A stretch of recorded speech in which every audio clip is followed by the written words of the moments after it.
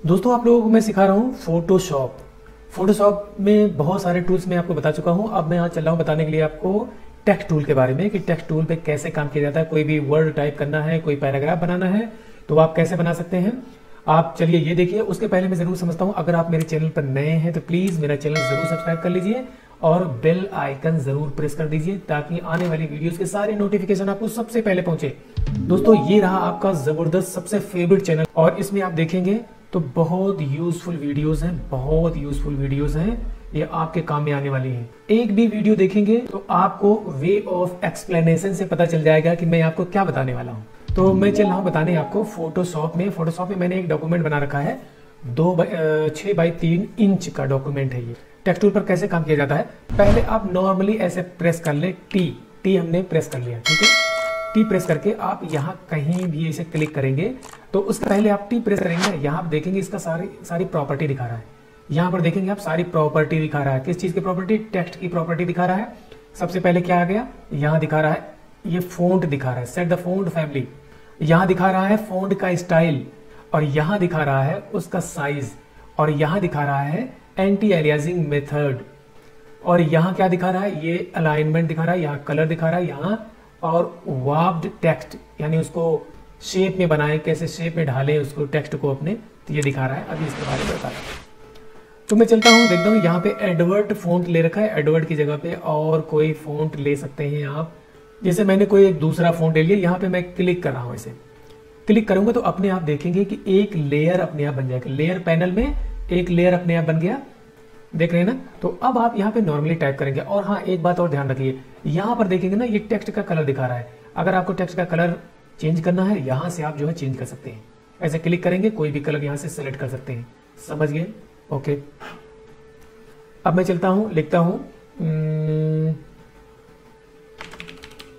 लिख दिया मैंने, Delhi is the capital of India, ठीक है। अब क्या किया, ये लेफ्ट की तरफ जा रहा है। क्यों जा रहा है? क्योंकि ये सेंटर में है। मैंने यहां पर क्लिक किया था, यहां के हिसाब से सेंटर में ले रहा है। अब मैं इसको ले रहा हूं, कंट्रोल शिफ्ट एल कर रहा हूं। कंट्रोल शिफ्ट एल करूंगा तो ऐसे आ जाएगा। आप समझ गए ना। कंट्रोल शिफ्ट किया तो मैंने ये लेफ्ट अलाइनमेंट ले लिया। अब इसको कंट्रोल शिफ्ट आर करेंगे तो राइट अलाइनमेंट ले लेगा और कंट्रोल शिफ्ट सी करेंगे तो सेंटर अलाइनमेंट ले लेगा। आप समझ गए ना। और कंट्रोल शिफ्ट जे करेंगे तो जस्टिफाई हो जाएगा, लेकिन वो पैराग्राफ पे अप्लाई होगा तो उसको मैं बाद में दिखाता हूँ। तो आप समझ गए ना। मैंने कंट्रोल शिफ्ट एल कर दिया। अब आप देखेंगे ना, जैसे यहाँ पर जो भी फ़ॉन्ट मैं ले रखा हूँ ये बहुत ऊंचा सा दिखाई दे रहा है। मुझे लगता है फ़ॉन्ट का स्टाइल ही ऐसे होगा, नहीं तो मैं अभी दिखाता हूँ ये कहाँ से, इसकी हाइट कैसे बढ़ेगी, इसकी विड्थ कैसे बढ़ेगी, वो भी अभी दिखाता हूँ। तो आप इसको क्या करें कि जैसे आपने टाइप कर लिया, टाइप करने के बाद आपको क्या करना है, कंट्रोल के साथ इंटर प्रेस करना है। ये ध्यान रखना, कंट्रोल के साथ इंटर प्रेस कर दिया। इंटर प्रेस करने के बाद वी प्रेस कर दिया, वी। ये बिल्कुल आपका टेक्स्ट आ गया। आपको माउस छूने की जरूरत नहीं पड़ी, ये आपके हाथ में आ गया। अब दोबारा आपको करना है, मैं शॉर्टकट बता रहा हूँ, काम करने का ढंग, काम करने का तरीका बता रहा हूँ आपको। आपको टी प्रेस करना है। टी प्रेस करेंगे, यहाँ पर ऐसे क्लिक कर देंगे। क्लिक कर दिए, इसमें कोई एडिटिंग करना हो, कोई इसमें चेंजिंग करना हो, आप दोबारा कर सकते हैं। कोई फोन चेंज करना हो, यहाँ से आप दोबारा चेंज कर सकते हैं। यहाँ से आपने ये वाला फोन चेंज कर दिया, ठीक है ना। कुछ भी आप कर सकते हैं। चलो पैराग्राफ में अभी दिखाता हूँ, बाद में बहुत सारे ऑप्शंस हैं। इस टेक्स्ट को पॉइंट टेक्स्ट कहा जाता है। जैसे हमने नॉर्मली ऐसे लिख लिया, ऐसे कहीं पर भी, कहीं पर ऐसे दे करके यहाँ पे ऐसे क्लिक किया। क्लिक करने के बाद कुछ भी लिख दिया, ठीक है ना। यहाँ पे कुछ भी लिख दिया तो ये क्या हो गया, ये पॉइंट टेक्स्ट हो गया। एक होता है पैराग्राफ टेक्स्ट, जिस तरीके से कोरल ड्रॉ में आर्टिस्टिक टेक्स्ट होता है उसी तरीके से इसमें पॉइंट टेक्स्ट होता है। बिल्कुल सेम उसी पैटर्न पर, सिर्फ नाम चेंज है बस। दोनों का मतलब एक ही है, पॉइंट टेक्स्ट और आर्टिस्टिक टेक्स्ट। मैं इस पे कंट्रोल क्लिक कर रहा हूँ, यहाँ से ये हट गया, हमारा टेक्स्ट टूल हट गया। अब इस पर हम कोई भी इफेक्ट दे सकते हैं। और एक चीज बताता हूँ आपको, आपको कंट्रोल टी करना है। कंट्रोल टी करेंगे इसे तो ये एक ट्रांसफॉर्मेशन का एक बॉक्स बन जाएगा। अब इसको ऐसे भी कर सकते हैं, इसको छोटा बड़ा करना है आप यहाँ से भी कर सकते हैं, यहाँ से यूं आप छोटा बड़ा भी कर सकते हैं।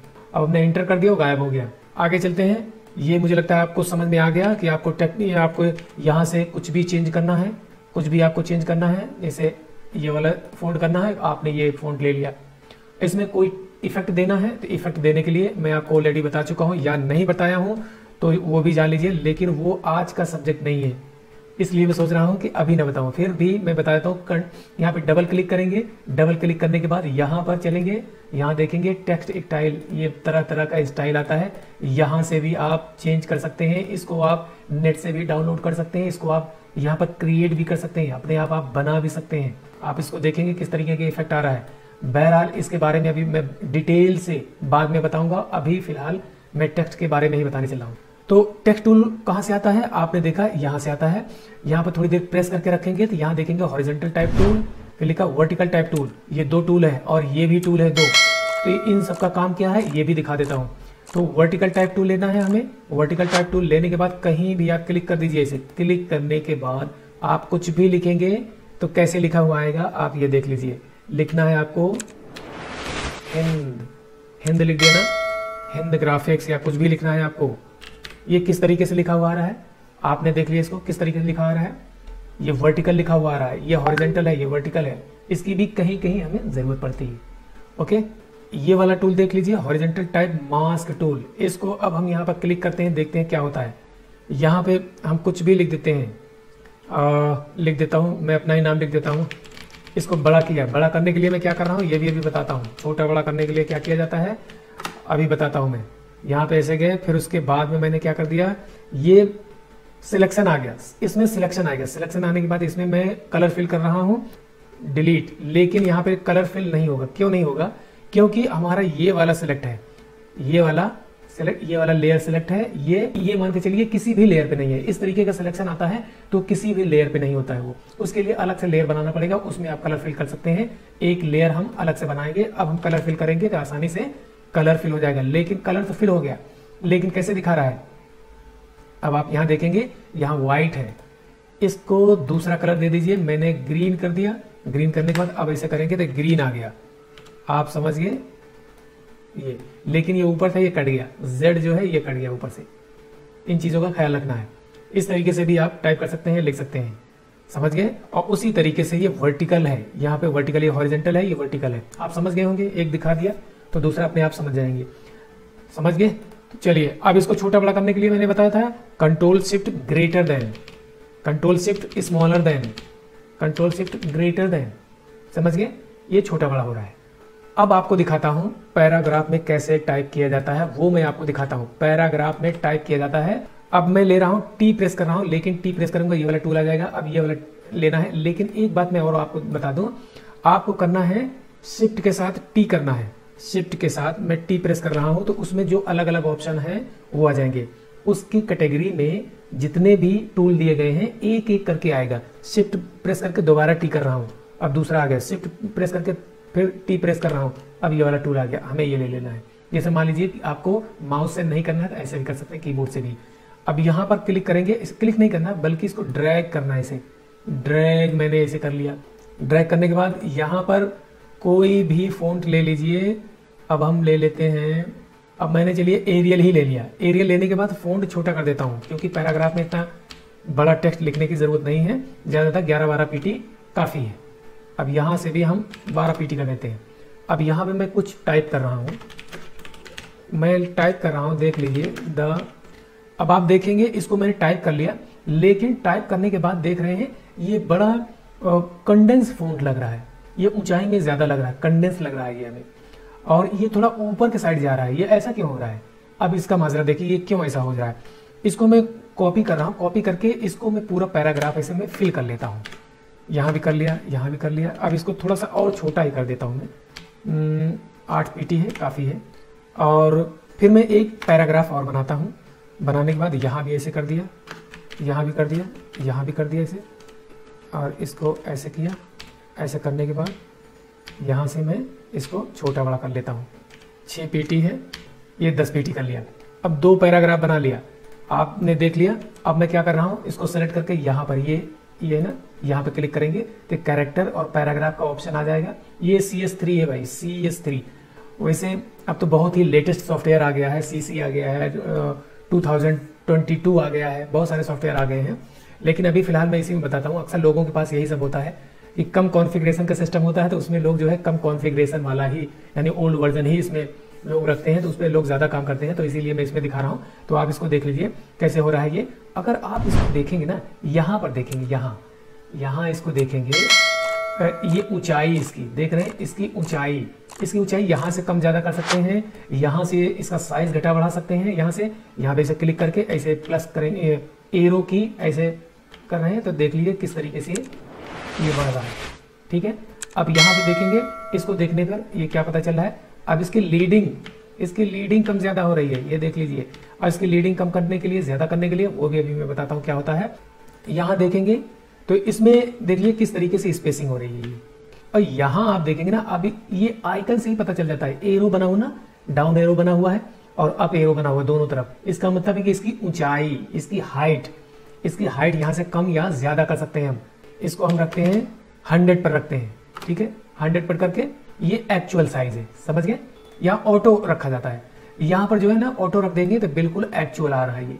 और यहाँ आप देखेंगे ना, यहाँ देखेंगे तो इसकी जो है विड्थ बढ़ रही है, विड्थ बढ़ेगी, ठीक है ना। यहाँ से हाइट बढ़ रही थी, यहाँ पे विड्थ बढ़ेगी।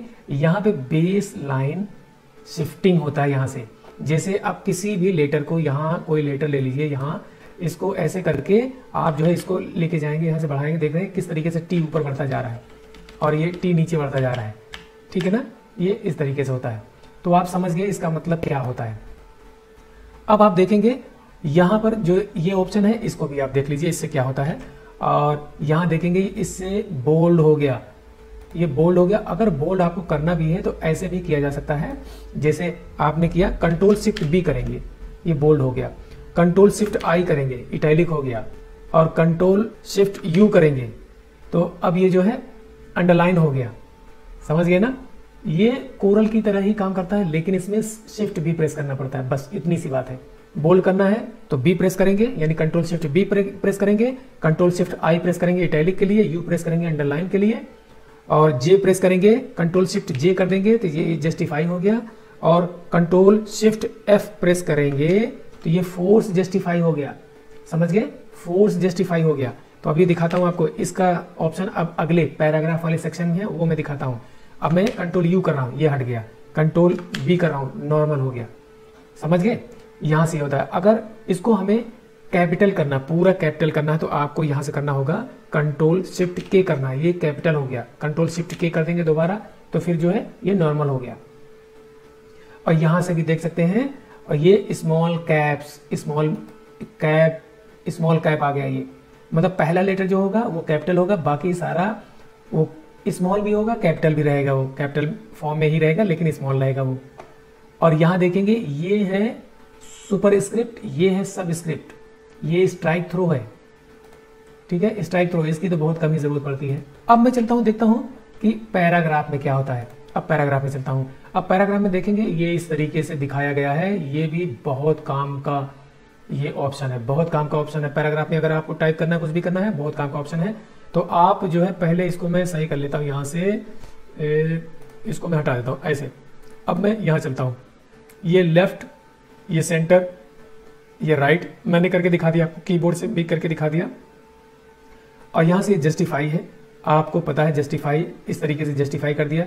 और ये सेंटर जस्टिफाई ऐसे हो जाता है, और यहाँ पे राइट जस्टिफाई, और ये फोर्स जस्टिफाई, समझ गए ना। अक्सर ये वाला रखा जाता है या ये वाला रखा जाता है, कहीं कहीं भी इसकी भी जरूरत पड़ जाती है, ठीक है ना, इसकी भी जरूरत पड़ती है। तो आप इस तरीके से कर सकते हैं।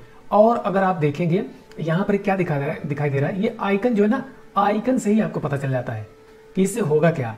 यहाँ पर जैसे 10 PT लिखते हैं, 10 PT लिखते हैं, आप ये जो देखेंगे ये बॉक्स हमारा बना है, ये टेक्स्ट बॉक्स बना है, टेक्स्ट बॉक्स से इस लाइन से यहाँ की दूरी ले लिए, यानी 10 PT की दूरी पर ये आके शिफ्ट हो गया।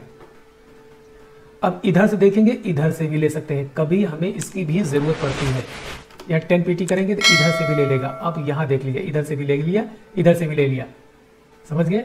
अब यहाँ पे देखेंगे ना, जैसे इंडेंट देते हैं, जैसे एक टैब प्रेस करते हैं ना, ये टैब की तरह काम करता है। यहाँ से भी 10 PT करते हैं तो यहाँ जितने भी पैराग्राफ होंगे यहाँ से 10 PT ले लेगा, यानी यहाँ से 10 PT ले लिया इसने। अब इसको 20 करके देख लीजिए, 20 हो गया। ये हमें इसकी बहुत जरूरत पड़ती है, कोई बुक वर्क करना है, कुछ भी करना है, एक पैराग्राफ लिखना है, इसकी हमें बहुत जरूरत पड़ती है। तो आपने ये देख लिया, इसको मैं 0 कर रहा हूं और इसको भी 0 कर देता हूं, 0 कर दिया। यहां से पैराग्राफ मैंने ऐसे बना लिया। अब मैं देखता हूं यहां पर ये लिखा हुआ है ऐड स्पेस बिफोर पैराग्राफ, यानी बिफोर पैराग्राफ के पहले, यानी ये जो है ये जो है ये पैराग्राफ है हमारा, इसके पहले हमें स्पेसिंग देना हो। इसके पहले तो पैराग्राफ है नहीं, तो इसलिए इसमें ये वाला अप्लाई नहीं होगा। अगर देखिए एक बात मैं और बता दूं आपको, अगर ये टेक्स्ट टूल जिस पैराग्राफ पे है वो पूरा पैराग्राफ जो है, पूरे पैराग्राफ पे ये वाला काम करेगा, सारा पैराग्राफ के हिसाब से काम करता है। अगर इसको मैं यहाँ पे रखता हूँ, टेक्स्ट टूल को नीचे वाले पैराग्राफ पे रखता हूँ और यहाँ देखता हूँ पैराग्राफ होता क्या है, आप ये देख लीजिए। पैराग्राफ वो होता है जैसे हम नॉर्मली इसे टाइप करते चले गए, नॉर्मली टाइप करते चले गए और बिना इंटर किए हुए चाहे जितना हम टाइप कर लेंगे वो एक ही पैराग्राफ माना जाएगा। अगर एक लाइन भी आपने लिखा, एक लाइन लिखा, 2 लाइन लिखा और फिर उसके बाद इंटर करके नीचे कर्सर लेके जाएंगे तो वो पैराग्राफ हो गया, यानी दूसरा पैराग्राफ हो गया। जब तक हम इंटर प्रेस करके नीचे नहीं लेके जाएंगे कर्सर को, तब तक वो एक ही पैराग्राफ ट्रीट किया जाएगा।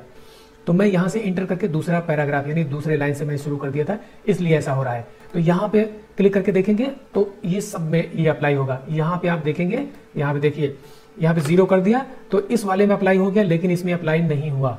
हमने पूरा सेलेक्ट नहीं किया है, पूरा सेलेक्ट नहीं किया, फिर भी अप्लाई हो रहा है। यहाँ पे ऐसे करेंगे, यहाँ लेके आएंगे, देख लेंगे अपने आप हो गया। क्यों हो गया? यहाँ पर ये मैंने कर रखा था।